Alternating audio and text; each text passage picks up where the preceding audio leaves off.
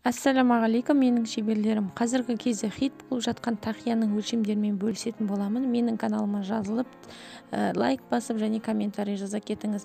Тақияның үстіңгі және астыңғы бөлігі болады. Астыңғы бөлігі стандарт размер, көбінесе 6 см, одан биік немесе төмен қылып алсаңыздар болады. Ал үстіңгі бөлігінің радиусын сіздерге көрсететін боламын. Бірінші тақияның суретін салып аламыз.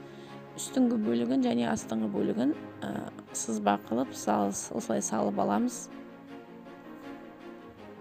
Астыңғы бөлігінің биіктігі 6 см. Бұл өз қалауларыңызша немесе биік аласа етуге болады.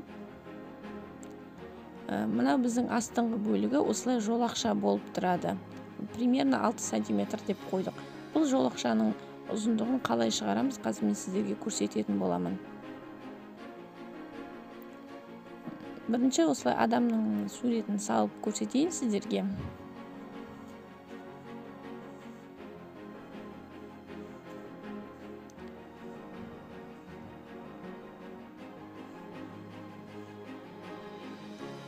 Міне осындай өлшеммен, лентамен, метр дейді. Осында мен адамның басын осылай айналдырып өлшеп аламыз. Сол өлшем нешеге тең болады? Жолақшаның ұзындығы да сондай болады. Примерно, мысалы, мен адамның басы 56 см деп алатын болсақ, жолақшамыздың ұзындығы 56 см.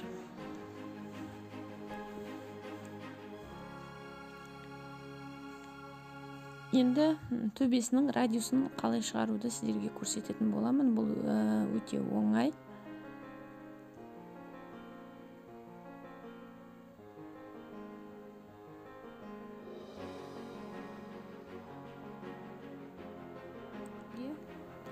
Қырық 47 сантиметрдің радиусын көрсететін боламын. 47 сантиметрдің радиусы 8-3 сантиметрге тең. Енді сызғышымыздан 8-3-ті белгілеп аламыз. Міне бірден бастап дәл 8-3 сантиметрге белгілеп аламыз. Осылай айналдырып 8-3 сантиметрді белгілеп шығатын боламыз. Егер де үйлеріңізде циркул жоқ болса, осылай сызғышпен дөңгелек шығаруға болады.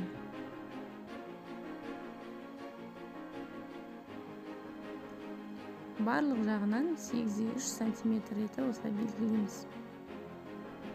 Видеоның соңында барлық өлшемдердің радиусын беретін боламын. Видеоны соңына дейін көріңіздер.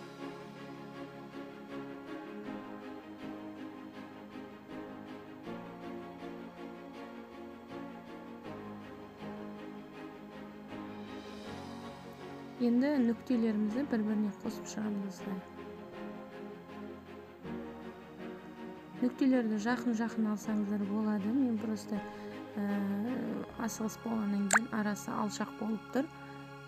Жақын-жақын қылып алсаңыздар, дөңгелектеріңіз түп-түзу шығатын болады.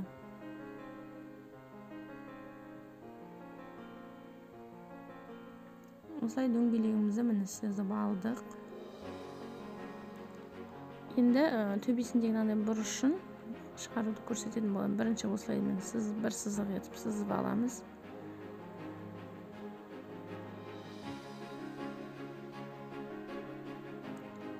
Метрмен 47 сантиметрді айналдырып өлшеп шығамыз. Міне осылай.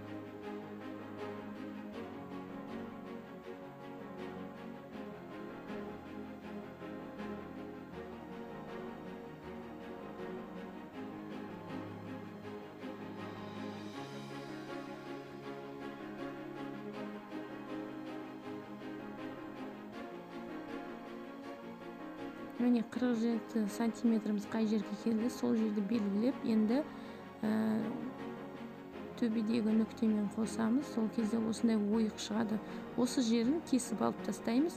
Екеуін біріктіріп тіккен кезде тақиямыз кішкене үшбұрыш болып келеді.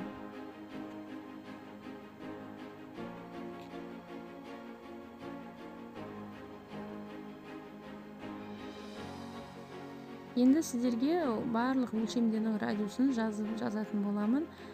Скриндап өздеріңізге сақтап қойыңыздар. Осы өлшем бойынша тіксеңіздер тақияңыз тура болады.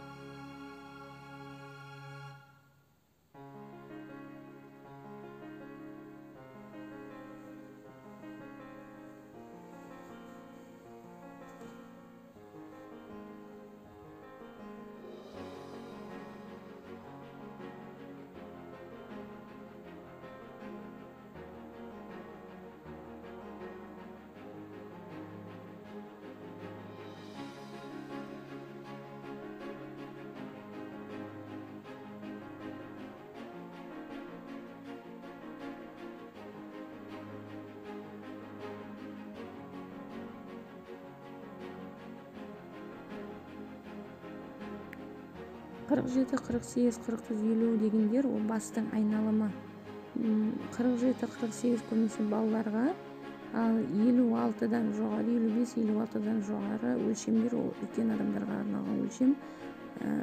Бірінші осылай өлшеп, басты өлшеп алу керек, неше сантиметр шығады. Сол бойынша осы өлшемдер бойынша сосын тіге беретін боласыз.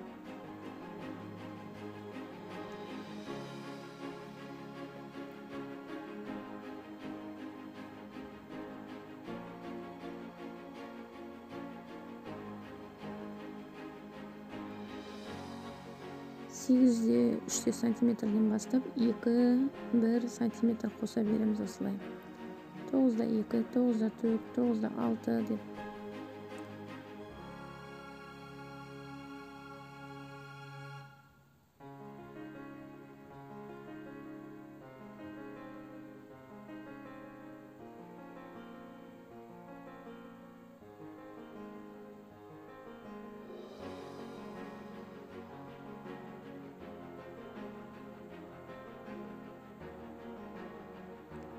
Міне өлшемдері осындай, өздеріңізге сақтап алыңыздар.